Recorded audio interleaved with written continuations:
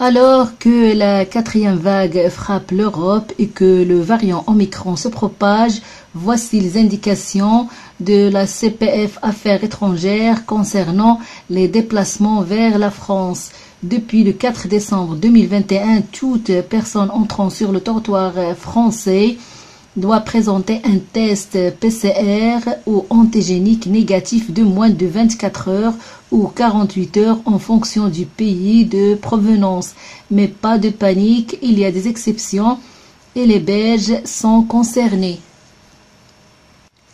Les exceptions, les personnes présentant un schéma vaccinal complet n'ont pas à présenter de test lorsqu'ils arrivent d'un État membre de l'Union européenne, d'Andorre, d'Islande, de Liechtenstein, de Monaco, de la Norvège, de Saint-Marin, du Saint-Siège ou de la Suisse. Concrètement, pour un voyageur en provenance d'un pays vert, exemple espace européen dans la Belgique, si le voyageur est vacciné, preuve de vaccination et une déclaration sur l'honneur attestant d'une absence de symptômes d'infection au Covid et de contact avec un cas confirmé de Covid. Si le voyageur âgé de 12 ans ou plus n'est pas vacciné, il faut un test PCR ou test antigénique négatif de moins de 72 heures avant le départ et une déclaration sur l'honneur attestant d'une absence de symptômes d'infection au Covid et de contact avec un cas confirmé de Covid. Exception pour les voyageurs en provenance d'un pays de l'espace européen, État membre de l'Union européenne, d'Andorre, d'Islande, de Liechtenstein, de Monaco, de la Norvège, de Saint-Marin, du Saint-Siège ou de la Suisse. Un test PCR ou antigénique négatif de moins de 24 heures est exigé, à l'exception des États que j'ai nommés maintenant. Cette mesure ne s'applique pas aux transporteurs dans le cadre de leur activité professionnelle, aux déplacements professionnels urgents ou fréquents incompatibles avec ces tests, ni aux déplacements de moins de 24 heures par des résidents frontaliers habitant à moins de 30 km de la frontière. Les enfants de moins de 12 ans sont dispensés du test.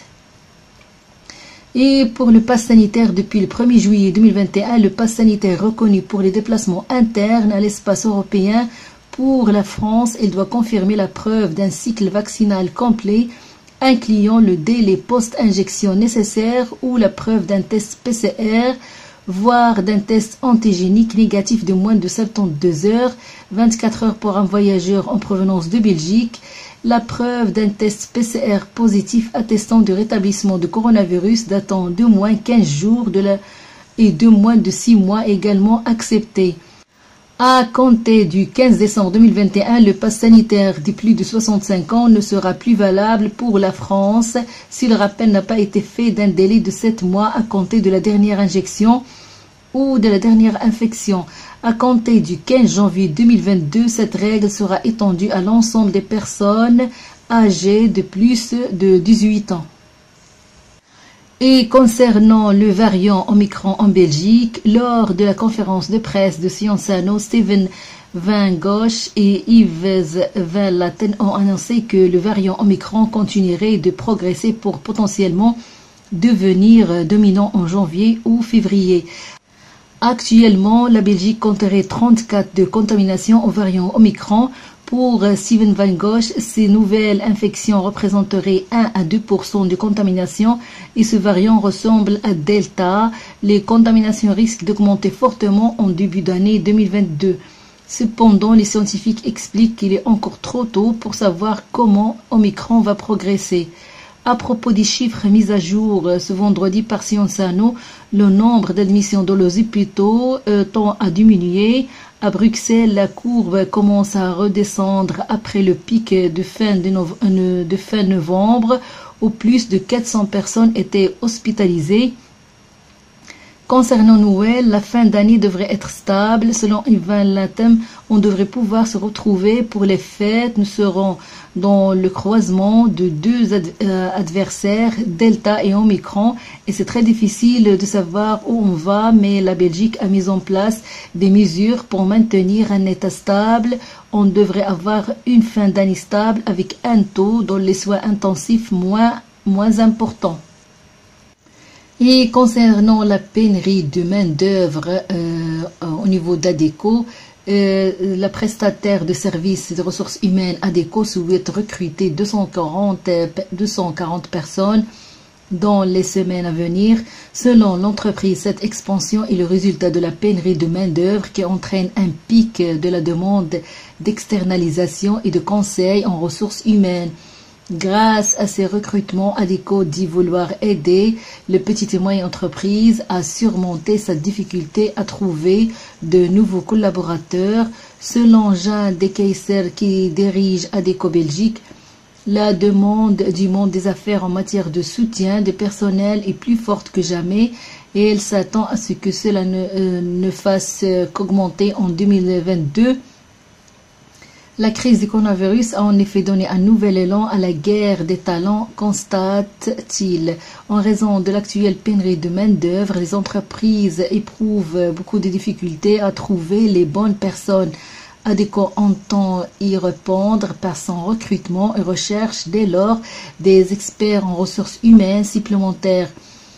L'objectif est d'une part de compléter la réserve de travailleurs intérimaires et d'autre part d'aider les petites et grandes entreprises avec des activités qui se situent en dehors de leur zone de confort par le biais de l'externalisation, indique le document. Avec la crise de coronavirus, le recrutement permanent est devenu plus important pour de nombreuses entreprises. C'est pourquoi nous avons commencé à nous y intéresser de plus près, explique Yann Dekeyser. En outre, la demande d'externalisation a augmenté. Les entreprises veulent pouvoir se concentrer sur leur activité principale. Le fait de ne plus avoir à se préoccuper, par exemple, de la gestion des dossiers ou de la gestion d'un centre d'appel, et donc de trouver les bonnes personnes pour cela est devenu une raison importante pour les entreprises de faire appel plus rapidement à une assistance externe.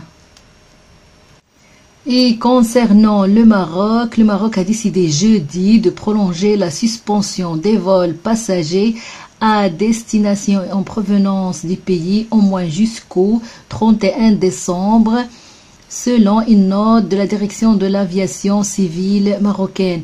Tous les vols vers et depuis le Maroc sont suspendus du 9 décembre jusqu'au 31 décembre minimum, a annoncé la Direction générale de l'aviation civile, précisant que des vols exceptionnels de rapatriement étaient toujours soumis à des autorisations des autorités marocaines.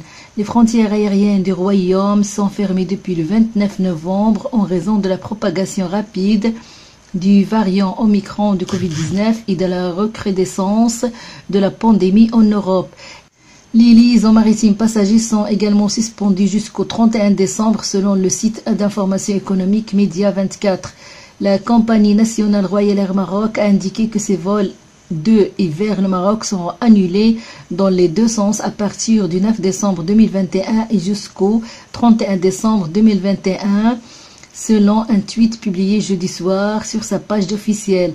L'agence de presse marocaine MAP a, elle, confirmé la prolongation de la suspension des vols commerciaux à une date ultérieure, citant une source proche des milieux de transport aérien.